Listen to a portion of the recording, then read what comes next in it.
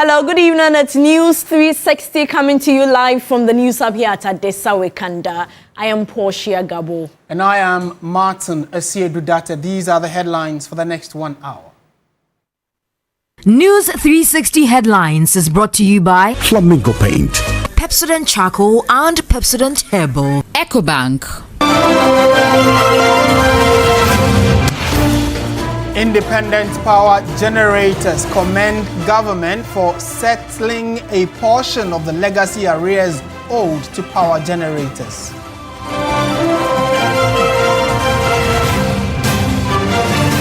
And also coming up tonight, Ghana Tertiary Education Commission announces officially approved fees for University of Ghana for the 2025-2026 academic year, with academic facility user fee rate maintained at the 2024-2025 rate. And later in the bulletin, the Bank of Ghana says it cannot continue to bear further costs of the Gold for Reserve program. We tell you what the central bank's proposals are going forward. Later in business news, some Ghanaians kick against net 10% pension indexation for 2026, calling for minimum 15% increase to cushion retirees.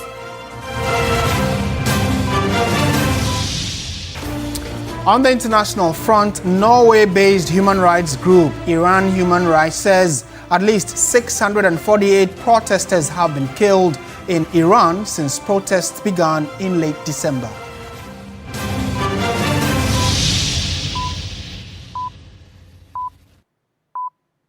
We are live around the world on our website, 3news.com, where we are streaming this bulletin. We are on Facebook and on YouTube as well, so do get in touch with us. The news now in detail, and the Bank of Ghana says it cannot continue to bear further costs of the Gold for Reserves program and is seeking reimbursement from the Finance Ministry for its losses.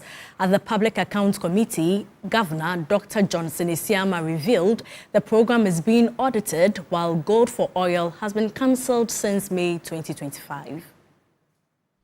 The minority in Parliament has filed a motion demanding urgent bipartisan probe into the losses made by Gold Board under the Gold for Reserves program. On December 29, 2025, the group suggested prosecution of a Bank of Ghana governor and the Gold Board CEO where negligence is established. On Monday, January 12, the Central Bank Governor, Dr. Johnson Pandit Asiama, says the Gold for Reserves cost is becoming a high burden. There are inherent costs in the trading model. That inherent cost is currently being borne by the Bank of Ghana, not just in 2025, but since the program started. The Bank of Ghana, due to what has happened since 2022, we are not in a position to shoulder those costs going forward. As we speak, we are having a conversation with the minister to see if they can reimburse us, even for those costs that were passed on to Bank of Ghana since 2024. So going forward, the key thing or the key question is who takes charge of the costs incurred in that exercise? He told the Public Accounts Committee the program is under external audit, adding that the Gold for Oil has been shut down, saying the cancellation has reduced queues at the pumps. The Gold for Oil, or the G4O, since May of last year, we had to shut that down. An external audit is underway currently, and that entire program is being audited. The Gold for Reserves, that is the G4R. There's an external audit that's been authorized by the Bank of Ghana board, both from when it started until the end of 2024, thereabout. We believe that going forward, what we have to do is to reform them, to reduce the cost further, to treat them as quasi-fiscal interventions. Dr. Johnson Asiama mentioned the actual costs incurred over the years. The net loss for the Gold for Reserves, the losses in 2023 was 1,054.84 Ghana cedis. Then in 2024, the net loss for the Gold for Oil was 1.8 billion Ghana cedis in 2024. On the other hand, the net loss for the Gold for Reserves in 2024 was 3.8 billion Ghana cedis. Deputy Education Minister made a suggestion that there is a recruitment of non-teaching staff who would maintain sanitation at those second cycle institutions. But the Public Accounts Committee has ordered the management of GIMPA to retrieve an amount of 2 million Ghana cedis from 5 members who were sponsored to pursue PhD programs abroad but refused to return. The committee continues its hearings on Tuesday. Christian Yale, TV3 News, Parliament. Now, the Independent Power Generators has commended government for settling a substantial portion of the legacy arrears owed to power generation companies.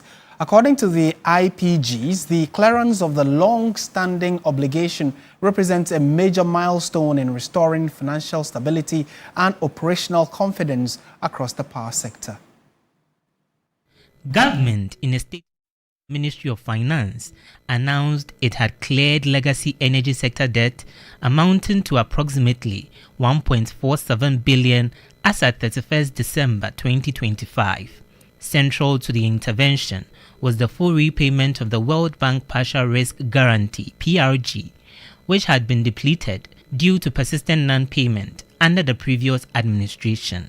The action by the previous administration, the Chief Executive Officer of the National Petroleum Authority, Godwin Eduji Tamaklo, noted was reckless and had a negative impact on the credibility of the country. And so the very credibility of a whole sovereign state was what was at stake. The independent power generators or producers, they were the people facing the brunt of these decisions.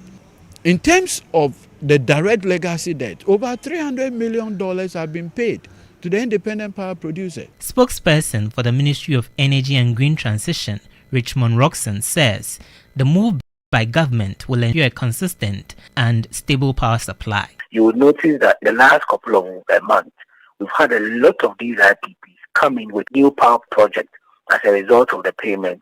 So you cannot be consuming gas when people invest $8 billion and then you consume and not pay. And that is what happened under the previous administration.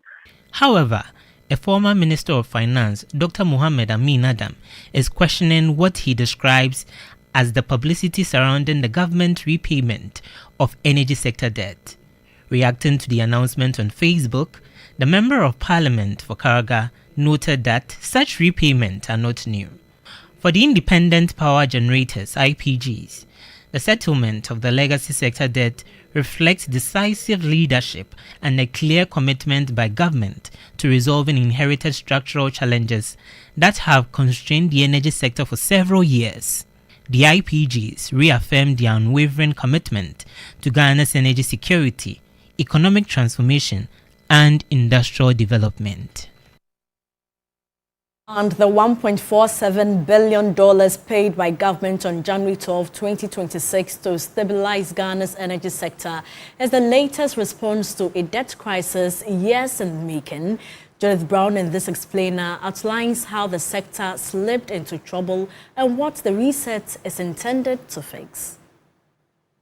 On Monday, January 12, 2026, the Mahama administration announced a payment of $1.47 billion as of December 31, 2025, to stabilize Ghana's troubled energy sector.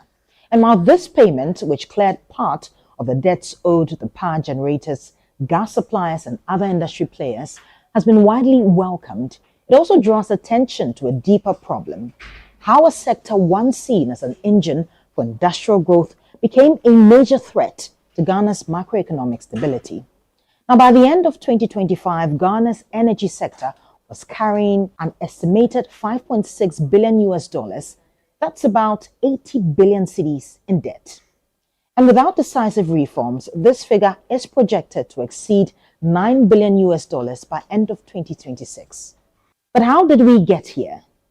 The roots of this crisis lie in the emergency power procurement between 2013 and 2016, when government signed several power purchase agreements, PPAs, on a take-or-pay basis to end persistent power shortages. All these contracts required the state to pay for electricity capacity, whether it was used or not. Over time, excess capacity costs consumed more public resources than spending on roads, hospitals, and schools combined. And by early 2020s, the energy sector had become a major source of contingent liabilities. Debts owed to independent power producers, gas suppliers, and fuel providers spilled into the banking system, weakened state-owned utilities, and put sustained pressure on the national budget. While in 2025 alone, outstanding obligations to IPPs stood at about $1.4 billion. And the main distributor, the Electricity Company of Ghana's inability to fully recover costs, created a cycle of non-payment across the value chain. Well, as of September 2025, ECG's technical and commercial losses stood at 27.05%, driven by power theft, billing inefficiencies, and aging infrastructure. Compounding this was a long-standing political reluctance to adjust electricity tariffs in line with real costs. Well, as a result, ECG now accounts for more than $4.2 billion in sector arrears alone. Macroeconomic instability worsened the situation. Most power and gas contracts are dominated in US dollars, while revenues are collected in cedis. And so the sharp depreciation of the cedi between 2022 and 2024 significantly inflated the local currency value of the outstanding debts. Now, the current administration's reset agenda has focused on restoring credibility. In its first year, the government has paid about $1.47 billion to clear gas arrears, restore the World Bank guarantee, restructure IPP debts, and resume programmed payments to power producers. These steps have stabilized the sector, although recent revenue gains at ECG are largely due to tariff hikes rather than deep efficiency improvements. And so the lesson is clear. Long-term stability will depend on sustained reforms rather than one-off bailouts. Judith Brown, TV3 News. Well, from one utility to the other, you know that while government is trying to sort out the power problem, there is another emerging problem, which this time around is water. And residents of Teshi and its surrounding communities have been grappling with an acute water shortage for over 5 months now. The news team visited the area and reports that nurses at the local health facility are forced to carry water from their homes to the hospitals in order to help them work. For weeks, residents in and around Teshi have had no water flowing through their taps. This has affected the daily lives of residents, impacting socio-economic activities. Health service providers tell the news team that they sometimes have to bring water from their homes when coming to work. Sometimes when I'm coming from the house, I bring water. So that's the water sometimes they use to wash their hands and then go to the bathroom when they need to go to the bathroom. How long has this been going on for? For like 2 months now. For 2 months, almost 2 months. We don't have water. So we have to bring water from the house. And we the nurses too, when we have to go to the washroom and then there's no water, sometimes you just have to hold it before, when you get home, then you do it. For now, we have our orderly here, Mr. Ashite, who goes to fetch water, I think at Kamtu Junction, every morning to fill the barrel, at least like 2 gallons every morning to fill the barrel. And then that is what we use for our day-to-day activities. So because of that, we are not able to do our usual dusting. Then when it comes to washing of the hands, sometimes we buy sachet water to wash our hands because we don't have enough water. Other residents have had to rely on water tanker services for their daily water needs. Residents are calling on authorities to address this dire situation, as water remains a basic necessity for survival. For some time now, the whole electoral area has not got water, and it has become a very big problem and a big challenge. What I will say is, even when you're having money to even buy tankers, you don't even get the water. And then the prices of the tankers too are very, very high, especially those within the electoral area. Most of the time, you see them with these gallons that we used to call Kufuor gallons, going around looking for water. At least sometimes around as early as 4 a.m. People get up, go to different electoral areas just to get water. I'm begging and I'm pleading on the government to do something for us. Officials of the Ghana Water Company Limited say the shutdown of the Teshinungwa desalination plant is to blame. We've had to shed a little water from Bong with the people in that area, and look at the population in that area. There's no way we can serve people more than 3 days in a week. And also because of the new rationing regime, our network is such that we still need to do some interconnections so that we ensure that water will get elsewhere. Hopefully, we should end this legal issues between us and the owners of the plant. For now, residents of Nungwa and surrounding communities continue to bear the brunt of the water crisis. In more news tonight, the Education Ministry, through the Ghana Tertiary Education Commission, has announced the approved fees and charges for the 2025-2026 academic year, with no increase in the academic facility user fee. This follows widespread public concern after the University of Ghana released a provisional fee schedule indicating increases of about 25%, prompting an immediate intervention by the Education Ministry. Nura Mohammed reports. Students of the University of Ghana were met with unexpected news as they returned to campus for the first semester.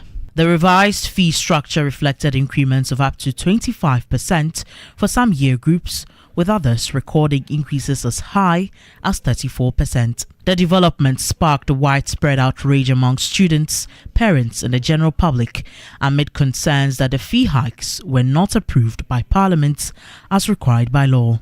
In response, Ghana Tertiary Education Commission (GTEC), in a letter dated January 5, directed the University of Ghana to reverse all fee increments, suspend further collection, and refund monies already paid under the increased rates. Following a stakeholder meeting on January 8 involving the Education Ministry, GTEC, University Management and Student Leadership, the Deputy Minister for Education, Dr. Clement Park, together with GTEC, issued a directive on Monday, January 12, to communicate the revised and approved fees and charges for the 2025-2026 academic year. As we speak, GTEC has already written to the University of Ghana on the 6 points that we agreed upon. But essentially, the meeting sought to examine the fee increases, which components of the fees were increased, and to look at a fee that would not encumber students. But primarily, most of the increases were not from the university. They were from third-party entities like the SRC and GRASAD. We believe that what we have given the go-ahead for the university to implement is acceptable to all parties involved. Yeah. The Deputy Minister further assured students who have already paid the increased fees that refunds or adjustments will be made, while also outlining possible sanctions should the university fail to comply with the approved fee structure. The initial directive from GTEC, as instigated by the ministry, was for the university to reverse all charges or payments made on the back of the initially reported increases. So we expect that that would have been reversed. Or there will always be sanctions. That is why, as a ministry and by the direction of the minister, everything we do, we work with the regulator. Although we are the ministry, we regulate tertiary education through the Ghana Tertiary Education Commission, who can crack the whip. So if UG decides to do otherwise, you can be sure that UG will be sanctioned. The Ministry of the Interior is urging the public to take advantage of the ongoing gun amnesty program or face up to 10 years in prison once it ends. The Small Arms Commission is also cautioning foreigners that anyone caught with illicit weapons or attempting to smuggle them into the country will not be spared. Firearm importation, sales, new permits and registrations remain suspended as government and security agencies intensify efforts to retrieve illicit weapons. Since 2002, over 10,000 illegal firearms have been destroyed. Police and Small Arms Commission data for for the first half of 2025 recorded 122 armed robberies, 342 murders, 70 arrests for unlawful possession, 156 deaths, and 93 injuries from gun-related incidents.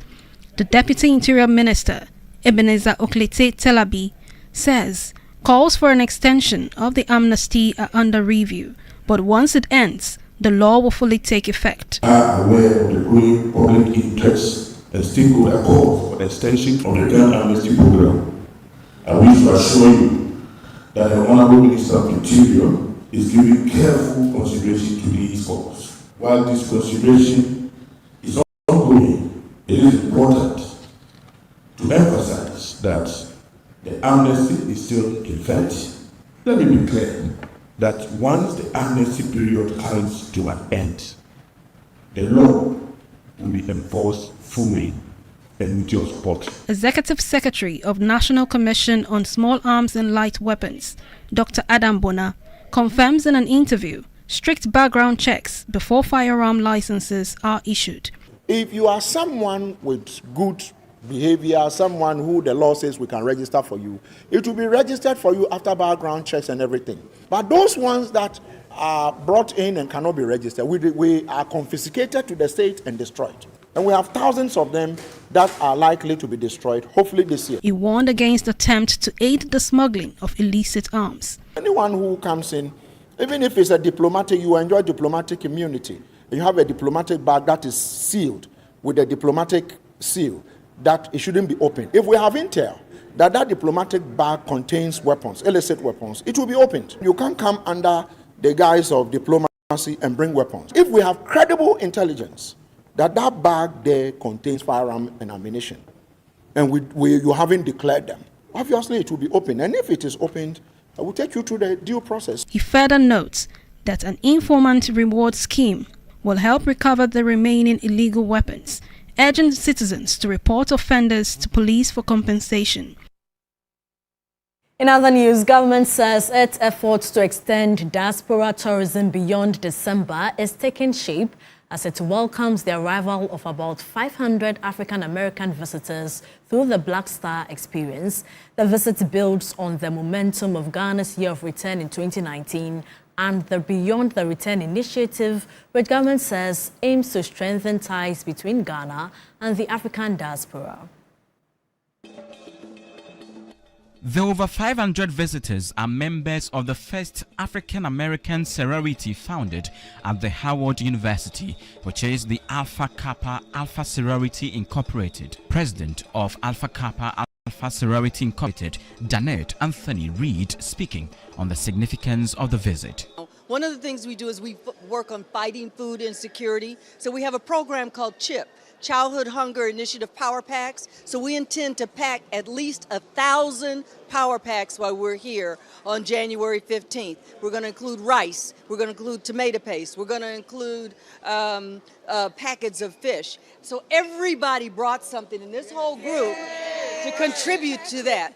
But not only that, we also work on maternity health. So we plan to give to the hospital here in Ghana a substantial donation to help clear out the maternity wards at one of the hospitals. So of these 500 women, over 100 have traced their ancestry to find out where in Africa they're from, and they're going to find that out on this trip through AfricanAncestry.com. Deputy Chief Executive Officer of the Ghana Tourism Authority, Gilbert Abekwagri, says the visit is expected to impact on the economy. These are high net income, spenders, from accommodation, food and beverages, buying gifts from the craft market, transportation, hotel, and so on and so forth. It's going to boost our economy. If you take averagely, if a person spends say $3,000, multiply $3,000 by 500, and if they are spending 2 weeks, you appreciate the tourism receipt, the income that is coming into our economy, and it's coming into the informal sector. Where normally in January it dips down because we have spent so much in December, so it's a lean season. Well, we move on to some other stories where the Minister for Land and Natural Resources, Minister Emmanuel Kofi-Boah has described the country's forests as a vital national asset that must be protected from illegal exploitation. He was speaking at the inauguration of a 7-member National Timber Monitoring Team as part of renewed efforts to clamp down on illegal logging and forest-related crimes across the country. Illegal logging remains one of the most persistent threats to Ghana's forests, undermining climate resilience, biodiversity conservation, community livelihoods, and state revenue. Statistics released by the Forestry Commission indicate that Ghana loses approximately 120,000 hectares of forest cover annually. Estimates from Global Forest Watch also show that Ghana loses about 2% of its forest cover each year. Forest Trends report that illegal logging deprives Ghana of over $200 million in timber-related tax revenue annually. The Minister for Lands and Natural Resources, Emmanuel Kofi-Boah, has described the country's forests as a vital national asset that must be protected from illegal exploitation. Yet for far too long, illegal chainsaw operators, unauthorized harvesting, and encroachment into forest reserves have undermine these benefits, deprive the state of revenue, and weaken public confidence in the forest governance. You are to monitor timber harvesting, transportation, and trade across the country. You are to detect and deter illegal logging activities, especially within our forest reserve. You are to support enforcement actions in collaboration with the Forestry Commission, security agencies, local authorities, local assemblies, and provide timely, accurate, and actionable information to inform policy and operational decisions. The Forestry Commission says the newly constituted monitoring team will complement existing enforcement structures. We've gotten to a stage where the challenges are becoming almost unsurmountable. I see this as a shot in the arm. It's going to add to what has already been done. And I'm hopeful that we can all collaboratively work together. And as the Minister said, forest protection is a shared responsibility. The 7-member National Timber Monitoring Team, chaired by Alhaji Mohammed Doku, has assured the public that the group understands the scale of the task ahead and is committed to protecting Ghana's forests. The team has been tasked, among other responsibilities, to monitor timber harvesting, transportation, and trade nationwide. Let's now go to the Western region, where President of the Ghana National Chamber of Commerce and Industry, Stephen Abbas, has raised concerns about challenges facing importers at the country's ports and harbors. Speaking during a working visit to the Western Regional Coordinating Council, he commended government for maintaining economic stability through strong currency management and controlled inflation. Irama Smith has more. The visit by the President of the Ghana National Chamber of Commerce and Industry, Stefan Abbas Miezan, was to deliberate on how the Western Regional Coordinating Council and the Chamber could collaborate to create, sustain and promote a more robust business environment in the region. While acknowledging government as the single largest employer, Mr. Miezan noted that businesses collectively also employ far more people, thus the need for more favorable working conditions for the business community.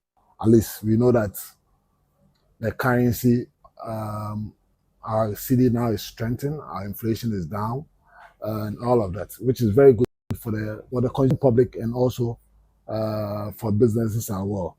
To strengthen Ghana's ports and harbors and attract international users, Mr. Miezan raised concerns about the challenges importers face, citing complaints from importers in Burkina Faso about alleged harassment by some Ghanaian security officers. Some members of the chamber called for support with the 24-hour economic policy. We have seen the launch of the 24-hour economy, but its operationalization and the office that we must go to and contact to be able to take part in those projects has not really been clear. The chamber has various departments, which include construction, clothing, and other sectors. So if your administration will at least consider some of our members to have some jobs. Western Regional Minister Joseph Nelson, meanwhile, has reiterated government's commitment to strengthening the business community. In responding to that, the director has done some work and has shared a copy of that work with me on, the things to look at going forward and how to, put things right so we'll be able to get that environment which will attract, Burkina-based West African neighbors, especially the landlocked ones. Erama Smith, TV3 News, 2nd. You're still watching News 360 on TV3. We have the latest in the world of business, sports, entertainment, all coming up after this.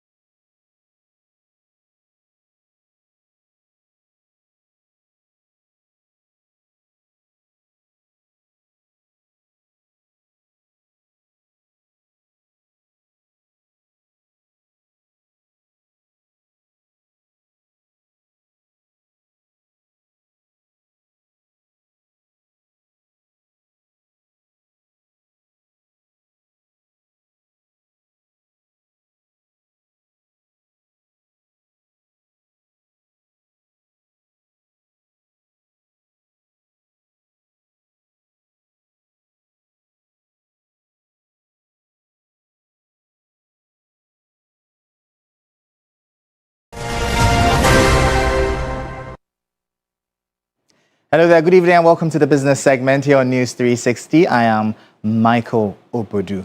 Now, the National Investment Bank PLC is posting one of the strongest financial recoveries in its history, driven by aggressive deposit mobilization, disciplined management and renewed confidence in its operations. Dr. Doliwura Zakaria says NIB's 2025 performance marks a major turnaround with profits up by over 300%, total assets growing by more than 100% and customer deposits rising sharply, clear signs of renewed public trust in the state-owned bank. This turnaround reflects strategic decision-making, disciplined management and renewed focus on sustainable growth and clear reflection of renewed public trust in the bank. Dr. Zakaria attributes the growth to focused leadership and reforms in deposit mobilization, cost efficiency, governance strengthening, and strategic branch positioning, moving the bank from recapitalization into sustained profitability. Today, NIB is connected to over 70% of key decision makers in the public and private sector, enhancing our influence and business reach. The stakeholder and media engagement in Accra was attended by eminent traditional leaders, underscoring the national and regional importance of NIB's transformation.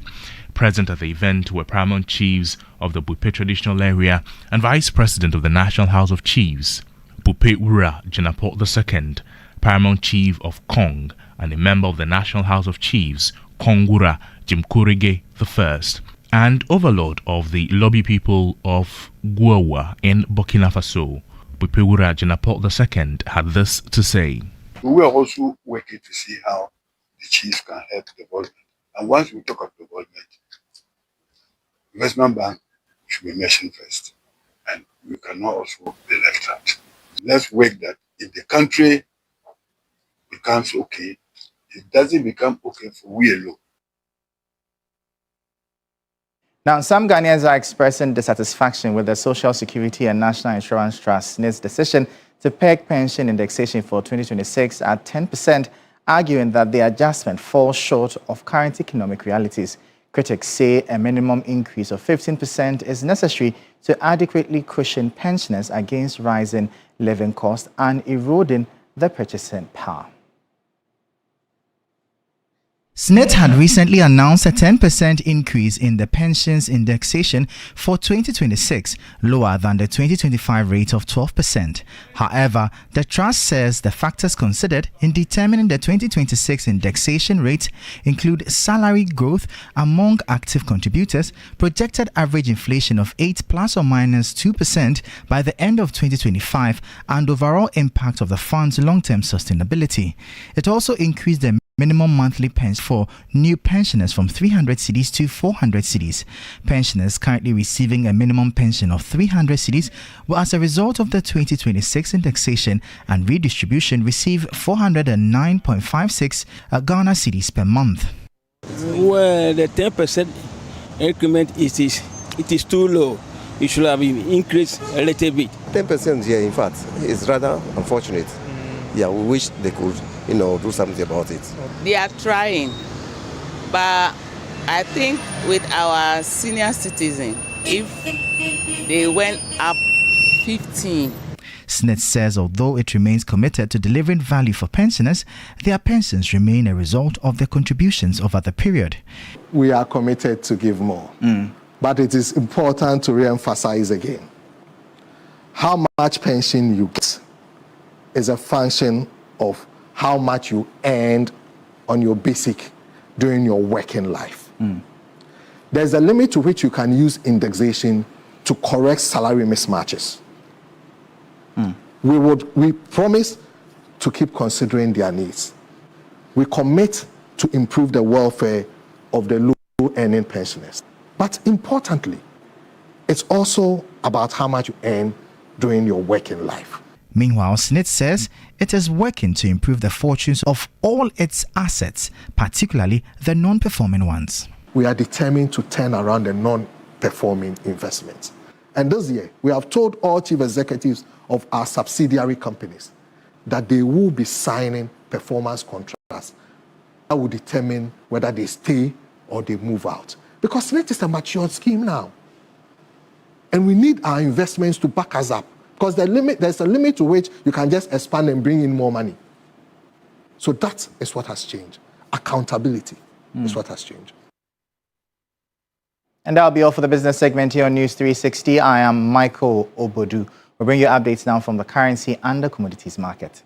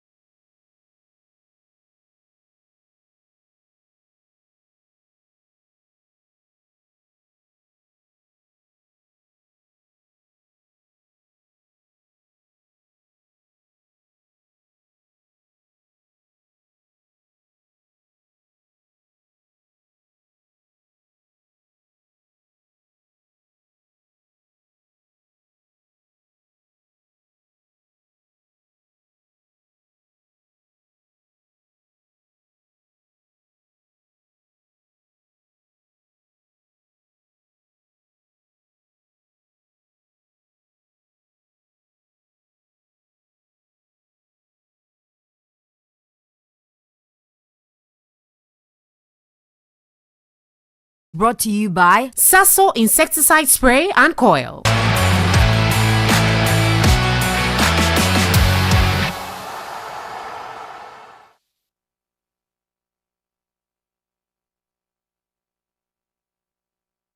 Hello, good evening, and welcome to the sports segment here on News 360 with me, Oreku Ambofu. We begin with the Ghana Premier League, where Mediama Sporting Club boosted their title charge in the league with a dominant 3-0 win over Young Apostles at the TNA Stadium, extending their lead at the top of the table.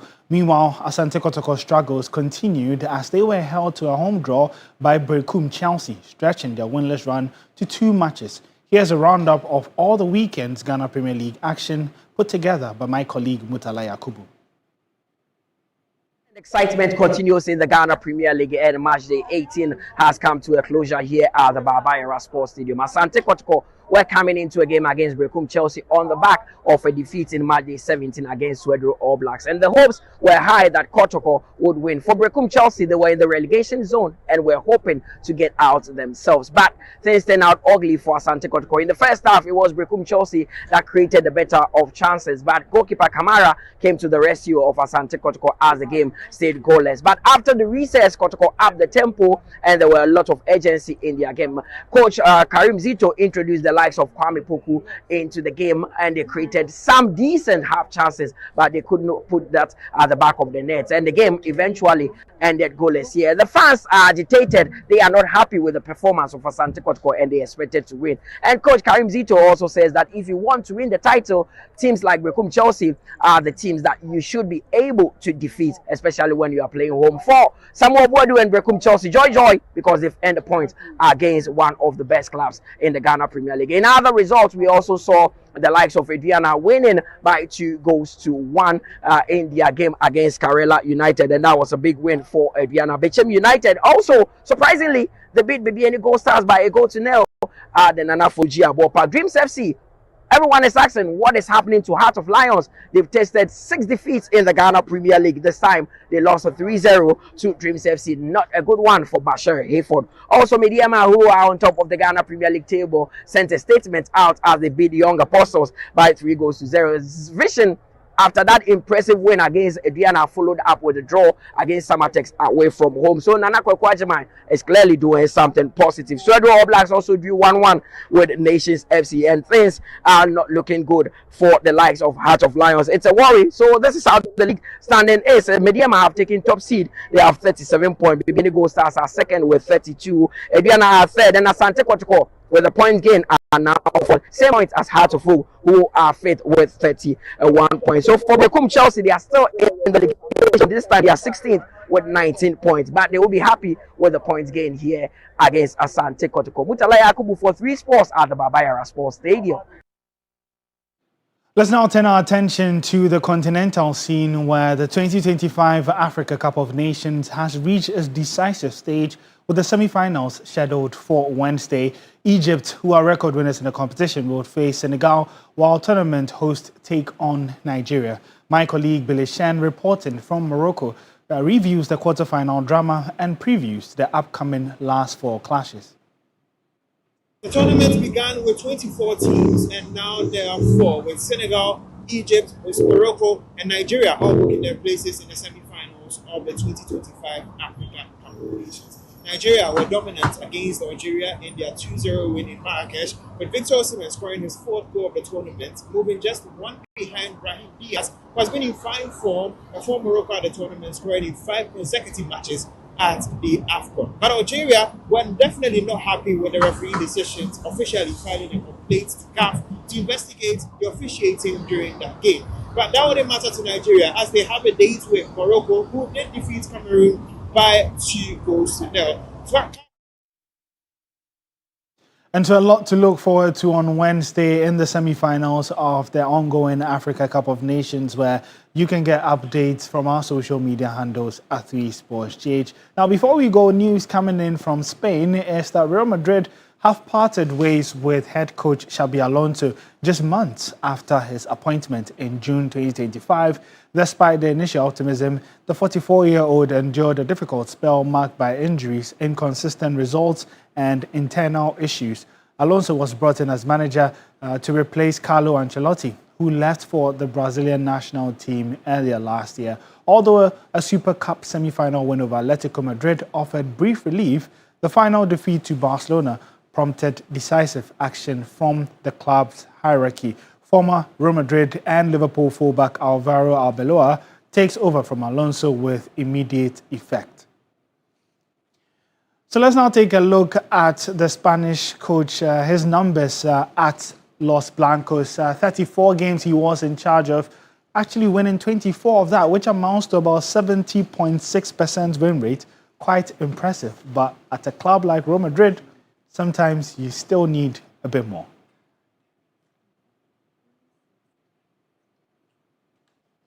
Or you can get some more updates on our social media handles at 3SportsGH. My name is Oreku Ampofo.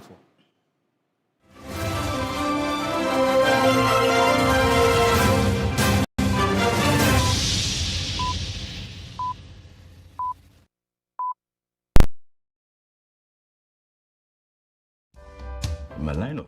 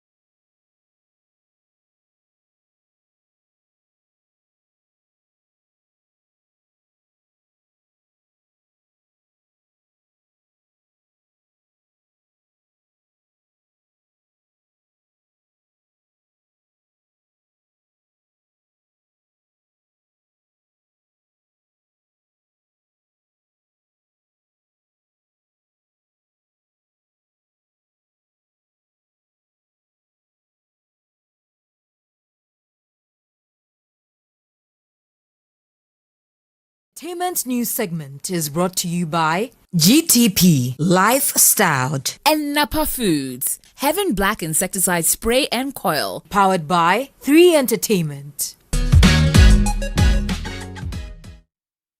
Well, good evening and welcome to the Entertainment News segment here on News 360. My name is Noella Donko. Now, the 9th edition of the All Africa Music Awards came off on Sunday night in Lagos. The glamorous event featured thrilling performances from top artists, including Ghana's own Stonebwoy, who delivered a standout performance, as well as Wendy Shea and other acts. Nigerian Afrobeat star Rema emerged as the biggest winner of the night, taking home the prestigious Artist of the Year award.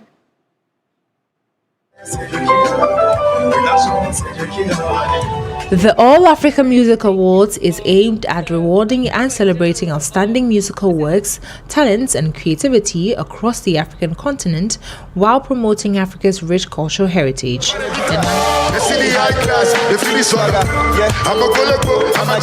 9th edition of Africa's biggest music award ceremony was held on Sunday night at the Eco Convention Center in Lagos, Nigeria, attracting some of the continent's finest music stars. Ghanaian singer Wendy Shea emerged victorious on the night, winning the Best Female Artist Western African Award. She beat stiff competition from top acts including Amare, Molly, Ira Star, Tiwa Savage, Josie, and others. Winner in the Best Female Artist in Western Africa goes to Wendy Shea. In her acceptance speech, Wendy Shea expressed gratitude to God, her loyal fans, Rough Town Records, 1RPM, and the Shea Gang. She dedicated the award to Ghana, describing the win as a proud moment for Ghanaian music and for female artists across West Africa. And I want to say thank you to Afrima for choosing me to represent female artists from West Africa. It is not easy to be a female artist in this male-dominated industry. And anyone who knows my story knows that I didn't have it easy when I entered into the industry. I went through a lot of bullying, but thank God I am here. So I want to tell every upcoming artist not to give up. Use Wendy Shea as an example. Nigerian Afrobeat sensation Rema was the biggest winner on the night, clinching the highly coveted Artist of the Year award at the 9th Afrima. The glamorous ceremony was also highlighted by electrifying performances from top artists including Ghana's own Stonebwoy, who delivered a standout performance alongside Wendy Shea and several other acts. The 9th Afrima Awards once again showcase Africa's musical diversity while celebrating the continent's vibrant culture and global influence. Medicine. My baby, they give it to me every day. I give you love in no dough. Open up a door, my dough. You can make me that one now. And that's it for the Entertainment News segment here on News 360. My name is Noella Donko. Thank you so much, Noella. Coming up, international news. According to Norway-based human rights group Iran Human Rights, at least 648 protesters in Iran have been killed since protests began in late December. Thousands have been injured since protests began on 28 December. The main driver of the protest is the collapse of the economy. Iran's economic issues mainly stem from a combination of Western sanctions as well as domestic corruption and mismanagement by the authorities.